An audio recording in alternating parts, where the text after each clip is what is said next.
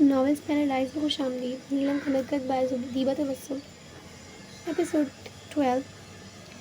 اس سے کہو ابھی چلا جائے اور ہاں مجھے ڈسٹرب مت کرنا.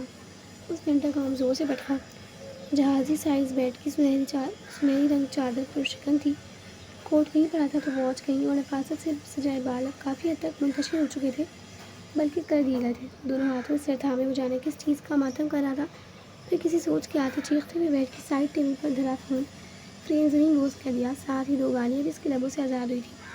منہ کے زاویے کافی حد تک بگڑے ہوئے تھے.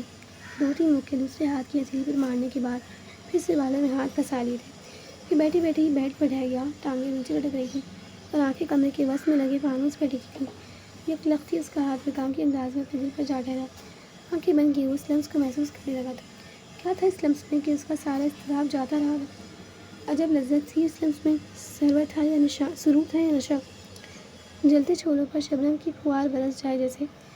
پیاسے کو سمندر کی گہرائی میں اتار دیا ہو جیسے. محبت جدوجہد سے حاصل نہیں ہوتی. اسے کوشش مسلسل سے جیتا نہیں جاتا. اس کے لیے دولت، علم، شکل و صورت کچھ بھی تو معنی نہیں رکھتا. اس کے اصول کی، اس کی آمد کی کوئی شرط تھوڑی ہے. یہ تو عطا ہے، نصیب ہے، مقدر ہے، قسمت ہے، بلکہ وہ شخص قسمت کا دھنی ہے. محبت نصیب کی بات ہے. زمین کے سفر میں اگر یہ چیز آسمانی ہے تو محبت ہے. محبت تو اپنے آپ میں بادشاہ ہے اور اب محبت میں بادشاہ سوالی. محبت میں سکندر بھی سوالی، شاہ بھی سوالی، عمرہ بھی سوالی. جسے محبت کی دین عطا ہو جائے، دھڑکنوں سے آشنا ہو جاتا ہے. وہ آہٹیں پہچاننے لگتا ہے، خوشبوؤں کو محسوس کرنے لگتا ہے. محبت میں ناممکن کچھ بھی نہیں. محبت الحاصل کا اصول ہے. محبت میں ڈوب جاؤ تو ابھرنے کی تمنا نہیں ہوتی. اس میں سلگ جاؤ تو بھیگنے کی خواہش نہیں جاگتی. اس میں بکھر جاؤ تو سمیٹنے کا جی نہیں چاہتا. محبت جب روئے زمین پر قدم رکھتی ہے تو آہٹیں آسمان تک سنائی دیتی ہیں. نہیں میں نہیں آ سکتا. مسئلہ بہت گمبھیر ہو گیا ہے. الماس کا شک اب یقین میں بدل جائے گا اگر ایک اور کوتاہی ہوئی تو. مجھے تو لگتا ہے کہ ابھی بھی اس نے محض اپنے کام کی بنا پر مجھ سے زیادہ تفتیش نہیں کی. ایگل ہلکی ہلکی آواز میں محو گفتگو تھا. ایک ڈھابے نما جگہ پر بیٹھا، ہاتھ میں چائے کی پیالی تھام رکھی تھی. آس پاس لوگ جوا کھیلنے اور واہیات گفتگو کرنے میں مصروف تھے. ایک 3rd کلاس ایریا تھا. مگر تم نے اچھا نہیں کیا ٹائگر. اس سب میں اس لڑکے کو کوئی بڑا نقصان بھی ہو سکتا ہے. اس کی حفاظت ہمارا فرض ہے اور ایک عام شہریہ میں اسے کسی بھی طرح نقصان پہنچانے کی اجازت نہیں. انس کے لہجے سے پریشانی صاف بیاں تھی. تو کیا کرتا؟ سچ بتا دیتا. وہ سب سچ بتا دیتی. میرے کئی مہینوں کی محنت تباہ ہو جاتی. بیوقوفی کس نے کی؟ اسے فرار ہونے کس نے کہا تھا؟ لاپرواہ انداز میں کہا گیا. تو تم نے اسے کب بتایا تھا کہ تم میجر ہو، ISI کے لیے کام کرتے ہو، اپنے مشن کے لیے سب کر رہے ہو؟ اگر تم یہ سب بتا دیتے تو شاید مسئلہ اتنا نہ بڑھتا. انس کا انداز سمجھانے والا تھا. ہمیں اپنے گھر والوں کو بتانے کی اجازت نہیں ہوتی اور تم مجھے کہہ رہے ہو کہ اس بیوقوف لڑکی کو بتا دیتا. اور آج جیسے ہم آمنے سامنے تھے وہ تو سب بتا دیتی نماز کو، اور وہ وہیں مجھے گولی مار دیتا اور تمہیں کاشی شعیب سب کو ڈھونڈ نکالتا. وہ بھرم ہوا تھا اس کی بات پر. دبے غصے میں لہجے میں غلاتے اس نے بمشکل خود کو کنٹرول کر رکھا تھا. اگر اسے بتانا ہوتا تو وہ آج ہی بتا دیتی جب تم نے اسے پہچاننے سے انکار کر دیا تھا. خیر یہ تو مجھے بھی سمجھ نہیں آیا کہ میرے مکر جانے پر اس نے میرے ساتھ کیوں دیا. چاہتی تو سچ بول دیتی اور بدلہ لے لیتی اپنے اغوا کیے جانے کا. یہاں آ کر خود سچ پسند پڑ گیا تھا. یار وہ لڑکی ہے بھی اتنی پیاری. اگر احماس اس کے ساتھ کوئی غلط حرکت تم سمجھ رہے ہو نا. وہ کچھ سنبھل کر بولا. موٹا جوک. احماس لڑکیوں سے سخت الرجک ہے. تبھی تو ہر الٹا کام کرنے کے باوجود وہ لڑکی اسٹرگل نہیں کرتا. حالانکہ حبیب بھی کام کرتا ہے اور اس کا بیہیویئر بھی ان کے ساتھ سخت تھا. وہ جتنی بھی حسین ہو، احماس کے مدت دل میں ہلچل ہو جانا کوئی عام بات نہیں. تسلی آمیز لہجہ تھا. اپنے بارے میں کیا خیال ہے؟ اس کا تو دل مردہ ہے. تمہارے پاس تو دل ہی نہیں. ورنہ جس حد تک وہ تمہارے لیے برداشت کر چکی ہے، ایک چھوٹی سی چنگاری کا جنم لینا تو بنتا ہے. انس نے طنز کیا. میرے پر ریسرچ بند کرو اور JIX کو سیکنڈ رپورٹ سینڈ کرنے کے لیے شعیب کو ویڈیوز بھیجنے کا کہو. اس کی بات کو صاف نظر انداز کر دیا گیا تھا. سر وائٹ شرٹ پر بلیک واسکٹ پہنے ملازم نے کیک پیس کی ٹرے اس کی طرف بڑھائی جسے اس نے ہاتھ کے اشارے سے منع کر دیا. ملازم پریشان کھڑا تھا. جہاں جزا کو آج ناشتے کی طلب نہیں تھی. اورنج جوس کا گلاس تھامے وہ گھونٹ گھونٹ حلق میں اتار رہا تھا. مجھے اس لڑکی سے ان زخموں کا بدلہ لینا ہے. مناج. حبیب نے بیئر کا گلاس رکھ کے سیٹ سے کچھ ٹکاتے قدرے مقبول انداز میں کہا. سوری میں تو اس لڑکی کے نزدیک بھی بھٹکتے نہ دیکھوں. دونوں کونیاں میز پر ٹکائے وہ تھوڑا آگے کو جھکتا قطعی لہجے میں بولا. حسن پرست نکلے تم بھی. حبیب نے خباثت کا مظاہرہ کیا. What ever. وہ بحث نہیں کرنا چاہتا تھا. جھٹکے سے اٹھا. دوسری جانب کھڑے اس کے خاص ملازم نے کوٹ ایماز کی جانب بڑھایا، جسے اس کے ایک ہاتھ سے کندھے پر ڈالا۔ وہ آگے بڑھنے والا تھا جب حبیب کی آواز اس کی گوشت پر رک گئی۔ کتنے لوگ اس سب سے آواز صاف تھی۔ مہراج کو لگا اس کے کان میں پگھلا ہوا سیسا انڈیل دیا گیا یا سور اسرافیل پھونک دی گئی۔ عزت کی کوشش میں اس کی سرخ و سفید رنگت پر نیلی نسیں ابھر گئی تھیں۔ ہاتھوں کی مٹھیاں اس حد تک بچھ رکھی تھیں کہ انگلیوں کے ناخن ہتھیلی میں سوراخ کرتے ہوئے محسوس ہونے لگے تھے۔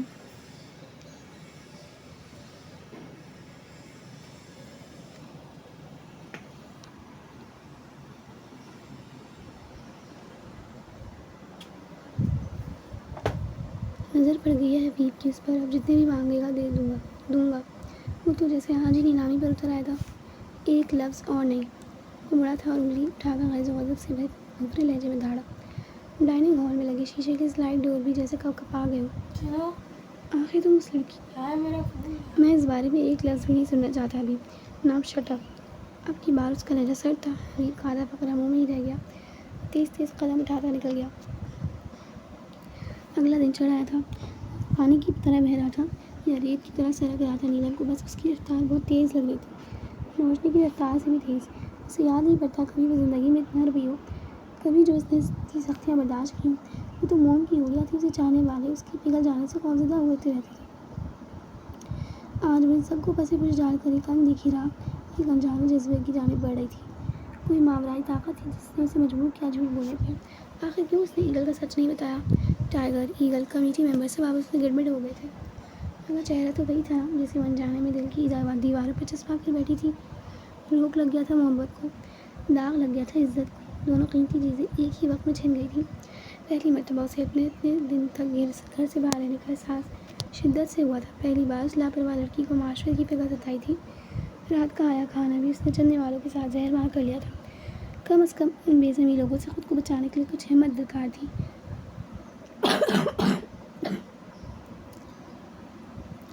ہلکی سی آواز کے ساتھ دروازہ کھلا تھا۔ وہی یونانی دیوتاؤں سا مغرور شخص دروازے کے فریم میں ابھرا تھا۔ اس کی کل کی حرکت بجلی کی سرحد سے نیلم کے ذہن کی اسکرین پر ابھری تھی۔ اس کی ریڑھ کی ہڈی میں سنسناہٹ سی پیدا ہوئی۔ انجانے خوف کی لپیٹ میں اس کا بدن کپکپانے لگا۔ اب وہ کمرے کے وسط میں کھڑا تھا۔ ملازم نے ٹرالی اندر دھکیلی۔ مہراج نے اسے واپس جانے کا اشارہ کیا اور خود اس کی جانب بڑھنے لگا۔ اٹھو، کھانا کھاؤ، پھر تمہیں ہار کا بھی بتانا ہے۔ کھڑے کھڑے ہی بس وہ سنجیدگی سے بولا، زہر ڈالا ہے اس کھانے میں؟ نیلم نے سخت سوال کیا۔ نہیں، اس طرح مارنے کا مزہ نہیں آتا، اطمینان سے بولا، ساتھ ہی ٹرالی سے چیزیں اٹھا کر میز پر رکھنے لگا۔ اسے یاد نہیں پڑتا کتنے سالوں بعد اس نے کسی کے لیے یہ کام کیا تھا۔ ہم کہہ رہے نا وہ ہار ہمارے پاس نہیں ہے، کوئی بسی سے چیخی۔ پلیٹ میز پر رکھتے مہراج نے ایک نظر اس پر ڈالی، اس کے پاس چلایا۔ نیلم کو اس کے ہار کے کھو جانے کی حقیقت بتاتی تو مجبوراً ٹائیگر اور ایگل کا سچ بھی بتانا پڑتا۔ تبھی وہ لب سیے بیٹھی تھی۔ مان لیا نہیں ہے تمہارے پاس ہار، اب اٹھو ناشتہ کرو، بے تاثر لہجہ، ہمیں بھوک نہیں ہے۔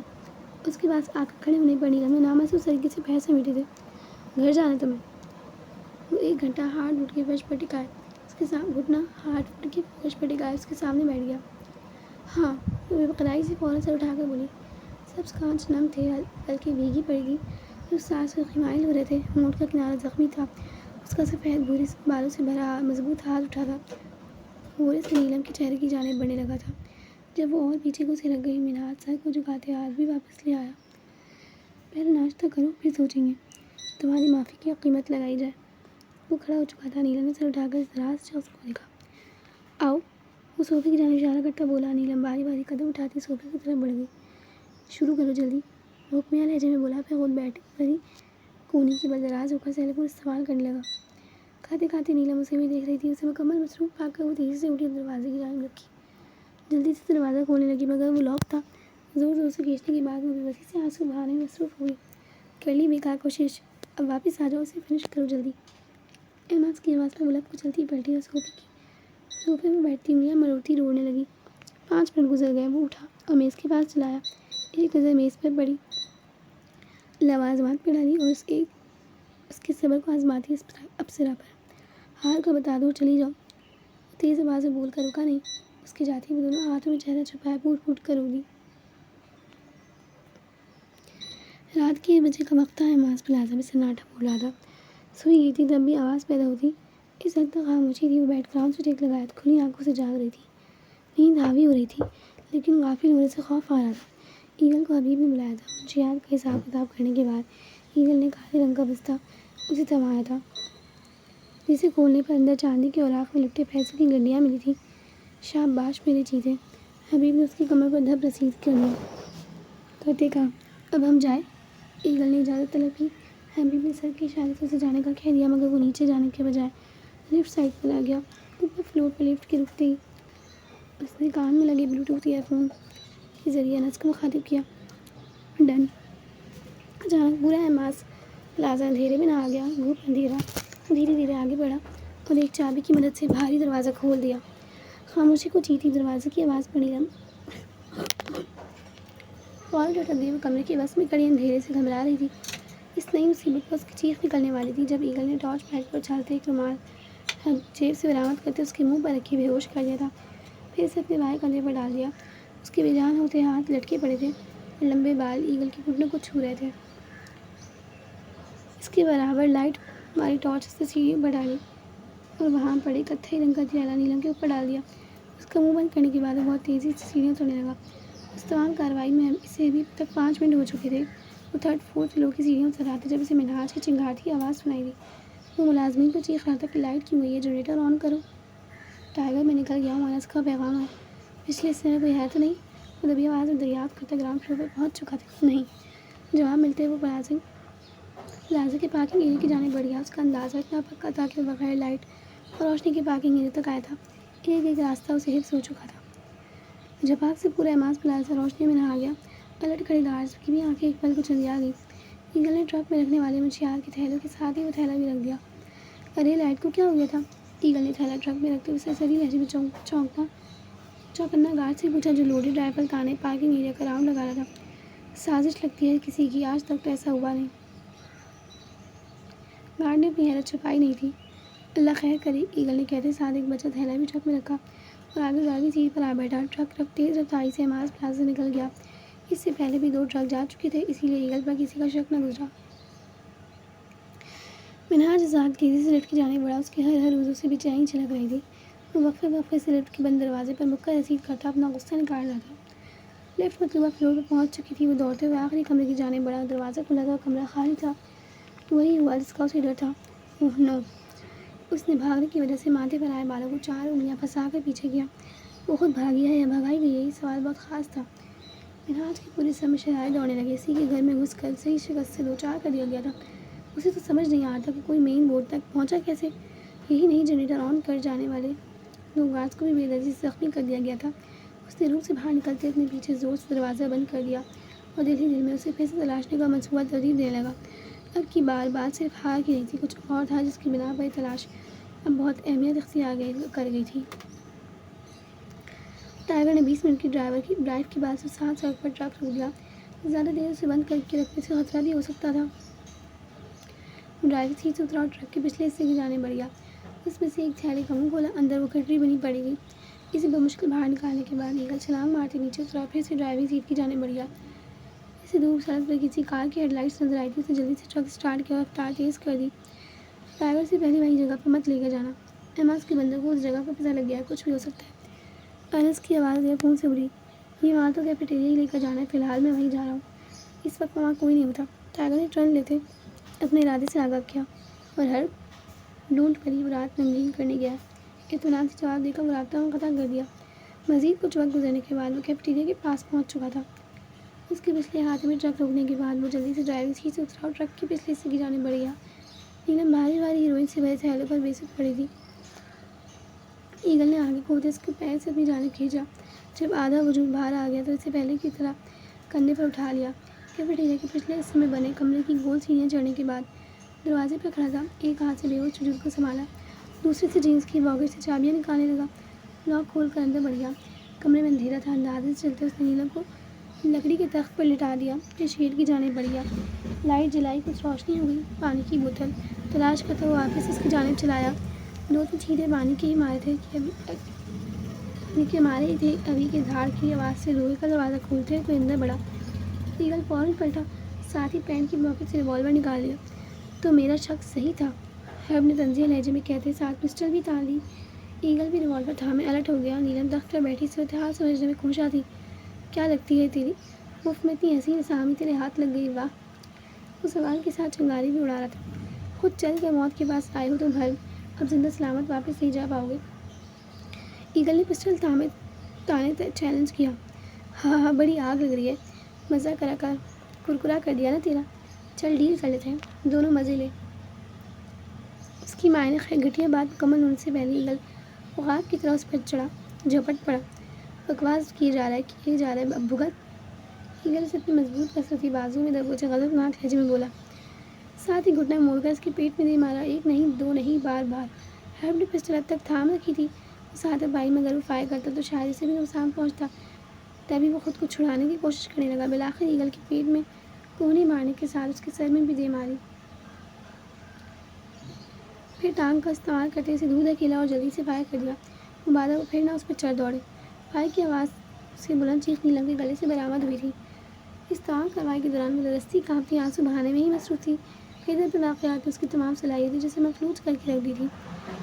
ٹائیگر! نیلم کی جان بے جان ٹانگوں میں جانے کہاں سے تھی جان آئی؟ وہ فرش پر گری ایگل کی جانب بڑھی تھی، گولی اس کے کندھے کو چھو کر گزری تھی۔ سرخ انار رنگ خون بہہ نکلا تھا۔ ہرب نے پھر سے اسے ٹارگٹ پر رکھا مگر اس کے آگے نیلم تھی۔ آس عالم میں ایک ہاتھ سے اسے اپنے قریب بیٹھی نیلم کو دور دھکیلا اور ڈائریکٹ فائر کیا۔ پسٹل ہرب کے ہاتھ سے نیچے گر چکا تھا۔ اس سے پہلے کہ اسے وہ جھپٹا اندر داخل ہوتے ہی ایک نقاب پوش اسے پھر سے دبوچے نیچے پھینکا اور دھڑا دھڑ لاتوں گھوسوں کی برسات شروع کر دی۔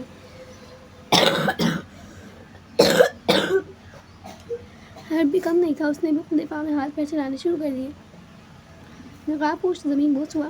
ہرب پسٹل لینے آگے بڑھا۔ میجر راس نے اس کے گھٹنے پر اپنا بوٹ مارا۔ وہ منہ کے بل گرا۔ خون اس کے منہ سے نکل کر آلودہ فرش کو اور آلودہ کر چکا تھا۔ میجر راس نے اس کی گردن اپنے بازو میں دبوچ کر موڑ لی۔ پھر نقاب پوش سے بولا، انس نیلم کو لے کر جاؤ۔ اس کے پیر کے نیچے ہرب کا پسٹل تھا جسے اس نے انس کی جانب دھکیل دیا۔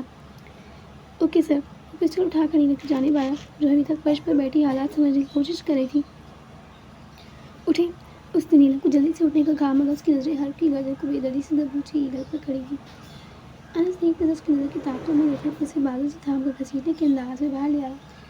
وہ سیڑھیاں چڑھنے کے بعد وہ اس گلی سے نکلنے والے تھے جب وہ ہوش میں آئی۔ ٹائیگر! ہم ٹائیگر کو چھوڑ کر کیسے جا سکتے ہیں؟ وہ بڑھائی۔ چھوڑو ہمیں! اس نے انس کی سخت گرفت سے اپنے آپ آزاد کروانا چاہا۔ نیلم ابھی آپ میرے ساتھ چلیں، آپ کو سیف جگہ لے کر جا رہا ہوں۔ اس کے چلانے پر وہ رک گیا تھا۔ ٹائیگر اندر ہے، وہ اسے مار دے گا، ہم نہیں جا سکتے، ہمیں ٹائیگر کے پاس جانا ہے، آپ چھوڑیں ہمیں۔ حادثی کو بے بسی سے کہتی آخر میں وہی اپنے مخصوص انداز میں چیخ پڑی، ٹائیگر کو کچھ نہیں ہوگا، وہ میجر ہے، آپ کو کنٹرول کرنا اس کے بائیں ہاتھ کا کھیل ہے، don't worry. But main problem یہ ہے کہ ہرب کے پیچھے حبیب نہ آ جائے۔ آپ سمجھ کیوں نہیں رہی؟ اتنی مشکل سے آپ کو وہاں سے نکال کر لائے ہیں، ہم پر بھروسہ کریں۔ اسے دھیرے سے سمجھاتا آرام کرنے کی کوشش کر رہا تھا۔ اس کی گرفت ڈھیلی پڑی تھی۔ نیلم نے اسے دھکا دیا اور واپس بھاگ گئی۔ انس کو اس سے ایسی دلیری کی توقع نہیں تھی۔ وہ سنبھل تو گیا مگر اس کے پیچھے کچھ دیر بعد لپکا تھا۔ تیز تیز بھاگتی وہ سیڑھیاں چڑھ رہی تھی، آنکھوں کے آگے صرف ایگل کے کندھے سے بہتا خون دکھ رہا تھا۔ جب وہ دروازے پر پہنچی تو اندر کی منظر نے اس کی روح تک ہلا دی۔ ایگل خون میں لگتا ہرب کے اوپر گھٹنا موڑ کر بیٹھا تھا۔ ایک گھٹنا فرش پر ٹکا تھا، ریوالور ہرب کے منہ میں تھا۔ ایک دو تین جانے اس نے کتنے فائر کیے تھے۔ آنکھوں کے آگے اندھیرا چھا جانے کی بنا پر وہ لہرا کر دروازے میں ہی گر گئی۔ میجر آس نے ایک ٹھوکر ہرب کو رسید کی اور کھڑا ہو گیا۔ وہ نیلم تک پہنچا تھا جب تک انس بھی آ گیا۔ میجر آس نے تیز اور خفگی بھری نظر اس پر ڈالی، وہ سر جھکا کر رہ گیا۔ آپ ہمیں کہاں لے کر آئے ہیں؟ ٹائیگر کہاں ہے؟ انس کمرے میں داخل ہوا ہی تھا کہ وہ بیڈ سے اٹھتی بولی۔ نگہت کی باعث آواز بہت مدھر تھی۔ کمرہ کافی کشادہ تھا، فرنیچر بھی میچنگ کا مگر لکڑی کا تھا۔ ڈارک براؤن ہی پردے لگے تھے۔ LED بلب کی روشنی بھی کافی تیز تھی جو اس کے سر پر لگا تھا۔ بیڈ پر لیٹی نیلم ابول بیٹھی تھی۔ آتا ہوگا وہ، آپ یہ جوس پی لیں۔ انس نے جوس کا گلاس تھمانا چاہا مگر وہ ٹانگیں سمیٹ کر ان کے بازو باندھے اور ان پہ سر رکھ کر رونے لگی۔ انس پریشان ہو گیا۔ آپ رونا تو بند کر دیں پلیز، سب ٹھیک ہو جائے گا، آپ محفوظ ہیں یہاں۔ انس کھڑے کھڑے کہہ رہا تھا۔ اسے سب سے مشکل لگ رہا تھا کسی روتی لڑکی کو چپ کرانا۔ اس کے بعد پھر وہ مزید زور و شور سے رونے لگی۔ اچھا دیکھیے میں آپ کو بتاتا ہوں، وہ ٹھیک ہے، ہاسپٹل گیا، جلدی آ جائے گا، اب آپ بھی اسے پکڑ لیں۔ انس نے جوس کا گلاس پھر اس کی جانب بڑھایا۔ نیلم نے سر اٹھا کر اسے دیکھا۔ انس نے نظر چھڑا لی۔ ہم کہاں پھنس گئے؟ تم کون ہو؟ ٹائیگر کون ہے؟ ہمیں کیوں چھڑوایا وہاں سے؟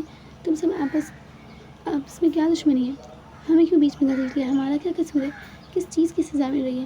ہم تھک گئے ایک جگہ سے دوسری جگہ، ایک قید سے آزادی ملتی ہے دوسری قید میں جانے کو۔ روتے ہوئے اسے شکایتیں کر رہی تھی۔ انس نے گہری سانس لے کر خود کو ریلیکس کیا۔ ابھی آپ کو سب سچ پتہ چل جائے گا، کچھ انتظار کریں۔ انس دھیمے لہجے میں بولا، ہمیں ابھی بتائیں ٹائگر کون ہے، اس کے اتنے روپ کیوں ہیں؟ آپ نے نہیں بتایا تو ہم شور مچا دیں گے۔ نیلم نے کہتے ساتھ سائڈ ٹیبل پر گرم گردان اٹھا لیا۔ انس اب بھی خاموش کھڑا تھا، جیسے اس کی دھمکی کا کوئی فرق نہ پڑا ہو۔ ٹائگر میجر آس عالم ہے، اس کے علاوہ کچھ بھی آپ کو بتانا ہمارے لیے خطرہ ثابت ہو سکتا ہے۔ وہ بات کرتے کرتے کب نیلم کی طرف آیا وہ محسوس نہیں کر سکی۔ اس نے گلدان اس کے ہاتھ سے آرام سے لے لیا اور جوس کا گلاس تھما دیا۔ اب جلدی سے اسے ختم کریں اور مزید دھمکیاں دینے کی بجائے جان پیدا کریں۔ وہ طنز کر رہا تھا، شاید پتہ نہیں، بس نیلم نے اسے مسکراتے دیکھا۔ پھر اسے جلدی سے جوس ختم کر لیا۔ انس نے ٹیبل پر بڑا جگ اٹھایا، اس کے ہاتھ سے گلاس لینے کی بجائے اور جوس ڈال دیا۔ نیلم نے حیران نظروں سے دیکھا، دیکھ کیا کر رہی ہیں؟ ختم کریں اسے، ضائع نہیں کرتی۔ دادی اماں والا لہجہ۔ اس نے گلاس لبوں سے لگا لیا۔ انس ٹیبل کے کنارے ہی بیٹھ گیا۔ کمرے میں بیٹھ کے سوا ایک صوفہ موجود تھا بیٹھنے کو۔ گڈ گرل، نیلم ہاتھ سے خالی گلاس لیتے ہوئے شاباشی دینے لگا۔ وہ اب سیر کی جانب متوجہ ہو چکا تھا۔ اس کی میاں تیزی سے ٹائپنگ کرنے میں مصروف تھی۔ پھر وہ کال پر مصروف ہو گیا۔ 1 منٹ کی بات کرنے کے بعد وہ کمرے سے باہر نکل گیا۔ نیلم بھی جلدی سے بیڈ سے اتر گئی۔ کمرے کے باہر لاؤنج تھا، خاصا بڑا۔ ایک 3 سیٹر صوفہ تھا، جبکہ باقی 4 سنگل صوفے گول دائرے میں لگے تھے۔ ایک طرف کچن تھا اور کچن کے سامنے تھوڑی سی جگہ پہ 4 کرسیوں والا سیٹ تھا، جس سے ایک چھوٹے سے ڈائننگ ہال کا نام لیا جا سکتا تھا۔ نیلم دروازے سے جھانک رہی تھی جب اس نے مین گیٹ سے کسی کو اندر آتے دیکھا۔ اس نے گرے کلر کی شرٹ پہن رکھی تھی، جس کے بٹن کھلے تھے۔ اس کا کسرتی بدن صاف نظر آ رہا تھا، مگر اس کے سینے پر پٹی بندھی تھی جس پر خون کے دھبے بھی معلوم ہو رہے تھے۔ سلیوز فولڈ تھے، ایک ہاتھ پر بھی اسی طرح سفید کاٹن لپٹا تھا، بال ماتھے پر ڈیرا ڈالے ہوئے تھے۔ نیلم کو اپنے پیروں تلے زمین نکلتی محسوس ہوئی۔ اس کی شولڈر پہ گولی لگی تھی، اسے یاد آیا۔ وہ فوراً باہر نکلی۔ کیا ہوا ہے آپ کو؟ اس کی آواز بلند اور شوق سے بھرپور تھی۔ کیسی لگی ہے یہ چوٹ؟ ہم آپ سے کچھ پوچھ رہے ہیں، وہ چلائی۔ چوٹ مجھے لگی ہے، شور آپ نے مچا رکھا ہے، وہ اس کے چلانے پر ناگواری سے بولا۔ نیلم جھٹکے سے اس کے قریب ہوئی تھی۔ اوپر چڑھ کر ایک سرا پکڑ کر اس نے اپنی جانب ہلکے سے کھینچا۔ چوٹ آپ کو لگی ہے، مگر تکلیف ہمیں ہو رہی ہے، اور جب تکلیف برداشت سے باہر ہو جائے نا میجر آس عالم، انسان شور بھی تبھی مچاتا ہے۔ اس وقت اس حد تک اس کے قریب تھی کہ میجر آس ان سب کانچ میں ناک صاف دیکھ سکتا تھا، اپنے لیے ٹھاٹھے مارتا جذبات کا طوفان بآسانی ملاحظہ کر سکتا تھا۔ اس نے ایک پل کو اپنی نظریں نہ جھکائی تھیں، اس کی آنکھوں میں دیکھتی ہوئے اپنے جنون کی انتہا بتا رہی تھی، بہک جانے کو مجبور کر رہی تھی۔ کیوں نہیں کرتے آپ ہم سے محبت؟ شرٹ پر گرفت اور مضبوط کر کے ایک اور جھٹکے سے مزید فاصلہ سمیٹ لیا۔ اس کی سیاہ ذہانت سے چمکتی آنکھوں میں دیکھتے جذبات سے بوجھل لہجے میں استفسار کیا تھا۔ میجر آس نے سانس تک روک لی تھی، پھر چہرہ موڑ لیا، تاب نہیں لا پا رہا تھا ان جذبوں سے لبریز نگاہوں میں دیکھنے کی۔ نیلم چھوڑے، وہ دبے لہجے میں اس کے ہاتھ سے اپنی شرٹ ہٹاتے بولا۔ انس دروازہ لاک کرتا پلٹا تھا۔ میجر آس کو انس کے سامنے اس کی یہ بے باکی سخت کھلی لگی تھی۔ نیلم ذرا فاصلے پر ہو چکی تھی۔ انس پاس چلایا، ٹائگر یہاں کیوں کھڑے، اندر چلو۔ انس کے کہنے پر وہ کمرے میں چلا گیا۔ نیلم بھی پیچھے ہی آنے لگی جب انس بولا، پلیز آپ یہیں ایڈجسٹ کر لیں۔ انس کا لہجہ معذرت کرتا تھا، مگر اس نے تیکھی نظر انس پر ڈالی اور کمرے میں چلی گئی۔ انس بھی اس کے پیچھے ہی چلا آیا۔ ہمیں سب سچ بتا دیں، یہ سب کیا چل رہا ہے اور ہمیں اس میں کیوں گھسیٹا جا رہا ہے؟ ٹائگر بیٹھ کر آن سٹیک لگائے بیٹھا تھا۔ نیلم سامنے کھڑی قدرے غصے میں بولی، پہلی بات آپ نے خود اس کھائی میں چھلانگ لگائی ہے، دوسری بات میں نے آپ سے کچھ جھوٹ نہیں بولا جو آپ سچ بتانے کا کہہ رہی ہیں۔ ہمیشہ کی طرح سخت لہجہ، سنجیدہ انداز۔ ہم نے چھلانگ لگائی ہے، آپ نے دھکا دیا ہے، کانٹ دار لہجہ تھا۔ میں نے نہیں کہا تھا کہ آپ اکیلی عید کے دن کسی کے گھر میں دھڑلے سے گھس جائیں۔ نہیں، میں نے آپ کو ایماز کا ہار اپنے پاس رکھنے کا کہا تھا۔ اطمینان سے اپنی غلطیاں بتا رہا تھا۔ ہمیں مرکت بہت پسند ہے اور یہی ہماری غلطی تھی۔ آپ صحیح کہہ رہے ہیں، ہمیں وہ ہار نہیں اٹھانا چاہیے تھا۔ پہلی بات کو نظر انداز کرتی اپنی غلطی تسلیم کرتی بیڈ کے پاس پڑے ٹیبل پر بیٹھ گئی۔ انس کمرے سے جانے کب گیا تھا اسے محسوس نہیں ہوا تھا۔ مرکت یو مین زمٹ کا پتھر؟ نیلم نے سر جھکایا، اس بات میں لایا، آپ کو پھر بھی ہار نہیں اٹھانا چاہیے تھا۔ کئی بار ہماری پسندیدہ چیزیں ہمیں سخت نقصان سے دوچار کرتی ہیں۔ وہ سر اونچا کرتا کمرے کی چھت کی جانب دیکھ رہا تھا۔ شرٹ اب تک کھلی تھی۔ نیلم اب اس کی جانب دیکھنے سے ہچکچا رہی تھی، جبکہ کچھ دیر پہلے وہ کیسے اس کے لیے بے قرار ہو گئی تھی۔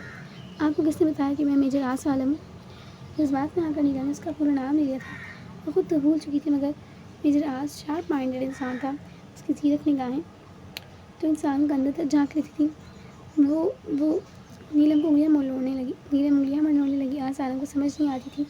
یہ لڑکی عجیب سے بھی عجیب تر تھی. کبھی بولڈنس کا مظاہرہ کرتی, کبھی بلا وجہ نرس ہوتی, کبھی پسٹل دیکھ کر ہی سے چھوڑ دیتی, کبھی ریوالور کو گردن میں محسوس کر کر بھی جھوٹ پر ڈٹی رہتی. میں نے بتایا تھا سر. انس ایک پلیٹ میں ہلدی والا دودھ کا گلاس لیے اندر داخل ہوا تھا. بولا. آج انس نے شکایتی نظروں سے اسے دیکھا, پھر اس کی بڑھائی پلیٹ سے گلاس اچک لیا.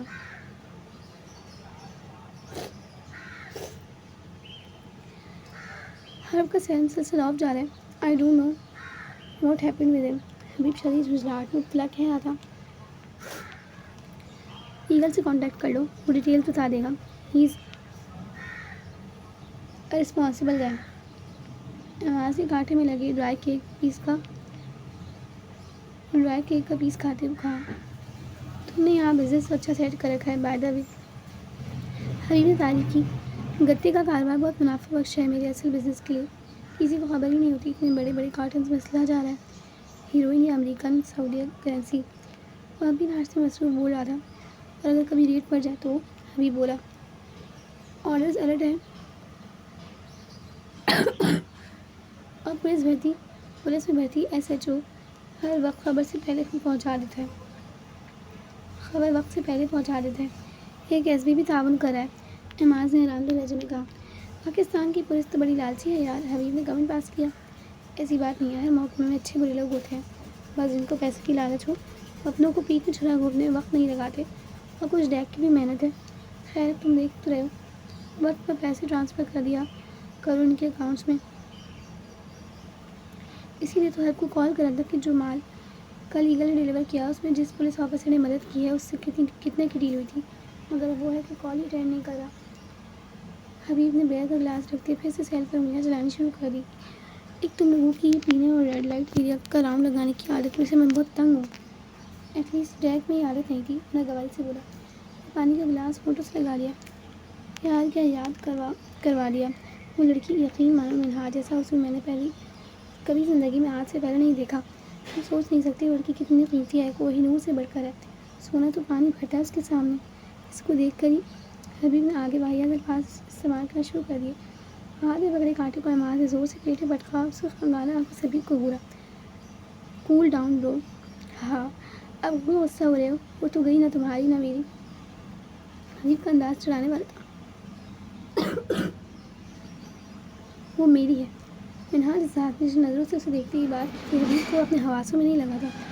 حبیب کے سامنے پڑا بیئر کا گلاس اس کے منہ میں ڈالنے کے بعد اسے بالوں سے جکڑ کر چہرہ اوپر کر دیا. پھر اس کے چہرے پر تھوڑا جھکا اور لال انگارہ آنکھوں سے بولا. یہ تمہاری آخری غلطی تھی حبیب. اب اگر تم نے اس لڑکی کے بارے میں ایک لفظ بھی کہا تو دوستی دشمنی میں بدلتے ایک لمحہ نہیں لگاؤں گا. سرد لہجے میں کہتے ایک جھٹکے سے اس کے بال چھوڑے. Are you mad. ہوش میں آؤ منہا رزاق. ہوش میں آؤ. پاگل پنی دماغی تمہیں پہلے بھی لیڈ ڈوبی تھی. اب کی بار بھی کہیں ایسا ہی نہ ہو. تب تم روحانی موت مرے تھے. اب حقیقی موت مرنا چاہتے ہو. حبیب کاٹ ڈالا لہجے میں بولا. وہ ایسی نہیں ہے. وہ بہت معصوم ہے. منہا نے اس کی جانب پیچھ کر لی.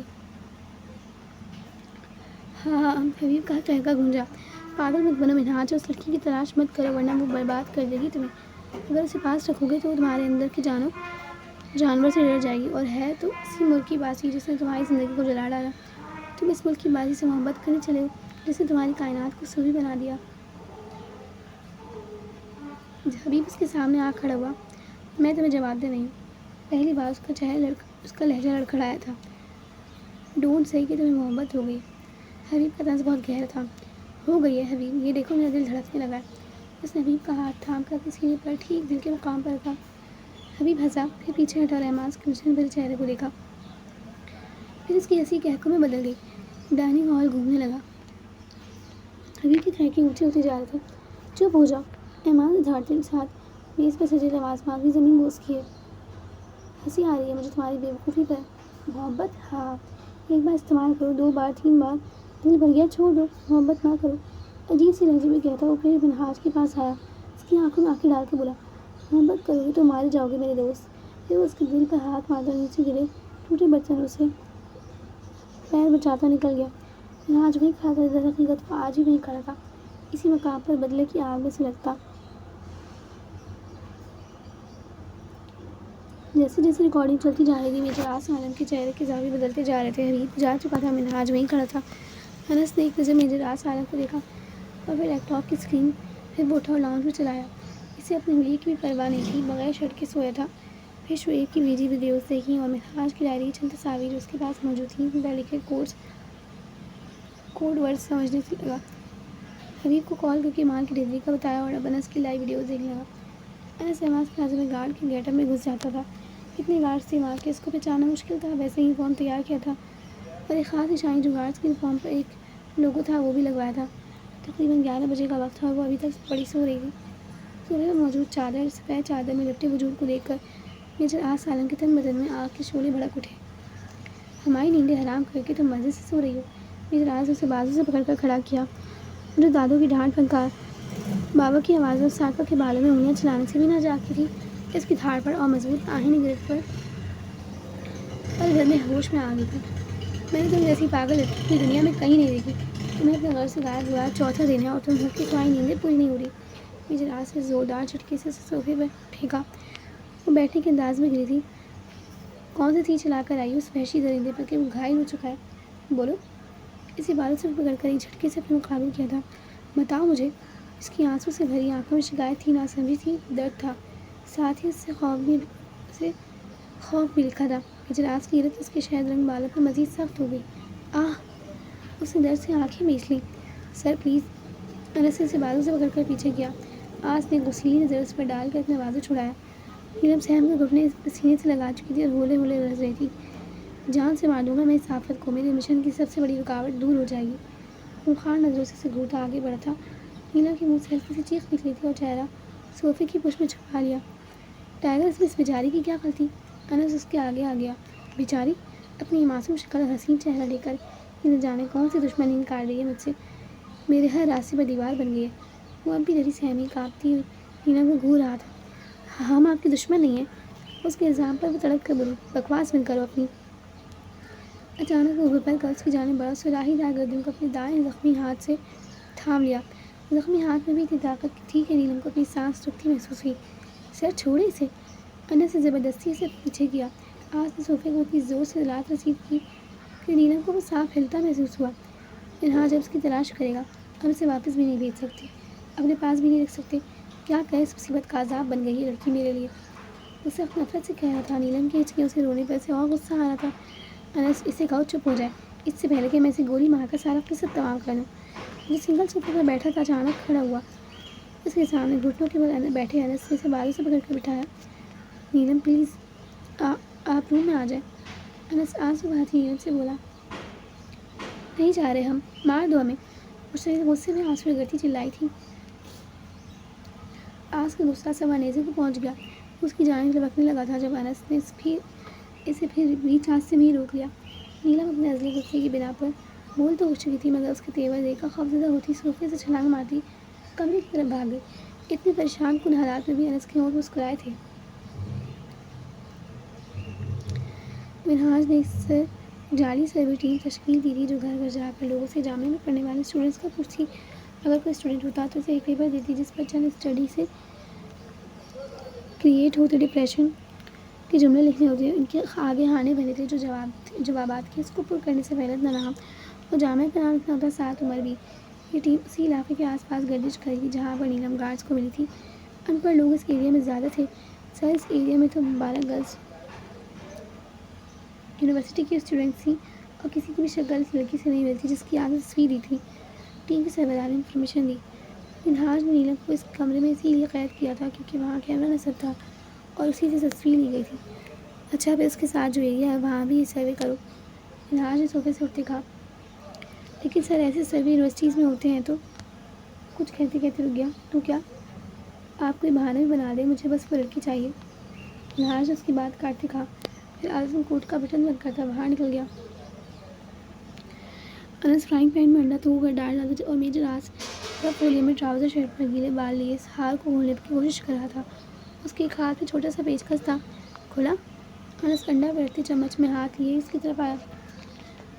بس ہو گیا۔ آج سے چھوٹا سا کی کاؤنٹر پر رکھا، وہ سکے نما ڈبہ کھولا، اس کو کھولتی تیز چمک نے ان کی آنکھوں میں دیکھا تھا۔ اس کے اندر 1.5 ڈائمیٹر تھے، کافی سارے ہیرے تھے، 7 کیرٹ اور دوسرے سکے میں اور تیسرے سکے میں بھی ان کی چوڑائی اتنی زیادہ تھی کہ وہ آسانی سے اس میں سما گئے تھے۔ وہ سب اوور کٹ کے تھے۔ آس نے ایک ڈائمنڈ اسٹون اٹھایا اور کچن کے روشن دان تک آتی تیز دھوپ میں قریب سے دیکھنے لگا۔ اس کے اندر 1-2 سیاہ دھبے نظر آئے تھے جو کہ کاربن کے ذخائر کی بنا پر تھے۔ ان کی اصلیت کا اندازہ ہو چکا تھا۔ میجر آس نے گہرا سانس لیتے اسے واپس رکھ دیا تھا۔ انس نے اس کے سنجیدہ چہرے کی جانب دیکھا۔ آس اور وہ روشن دان کی جانب کھڑے تھے۔ کاؤنٹر پر ہیرے اور زمرد کے پتھر پڑے تھے۔ میجر آس عالم پیچھے مڑ کر دیکھا۔ نیلم کاؤنٹر کے پاس کھڑی تھی، اس کے ایک ہاتھ میں زمرد کا پتھر تھا اور اس پر انگلی پھیر رہی تھی۔ اور سامنے چھوٹے چھوٹے الماس بکھرے پڑے تھے جن کی چمک اس کے حسین چہرے پر پڑ رہی تھی۔ کہتے ہیں کہ کوہ نور، جو کہ اس وقت دنیا کا بہترین سب سے قیمتی پتھر ہے، اس کی قیمت اندازاً 10,000 ارب روپے ہوگی۔ اگر وہ ہیرا بھی اس کے سامنے رکھ دیا جاتا اور ایک طرف زمرد رکھ دیا جاتا تو وہ زمرد کو ہی ترجیح دے دے۔ یہ تو پھر عام سے ہیرے تھے۔ ایک اور عجیب بات تھی اس لڑکی میں جو میجر آس نے شدت سے محسوس کی تھی۔ انس نے میجر آس کی جانب دیکھا جو نیلم کو دیکھ رہا تھا۔ کیا کرے تم یہاں؟ آواز میں اس کی ہمیشہ کی طرح ایک روب ہوتا تھا جو اب بھی قائم و دائم تھا۔ نیلم نے ہڑبڑا کر اسے دیکھا اور پھر زمرد کا پتھر زور سے مٹھی میں بھینس لیا۔ جاؤ یہاں سے، ادھاڑا۔ نیلم جانے لگی تو اس نے دوبارہ آواز دی، سنو۔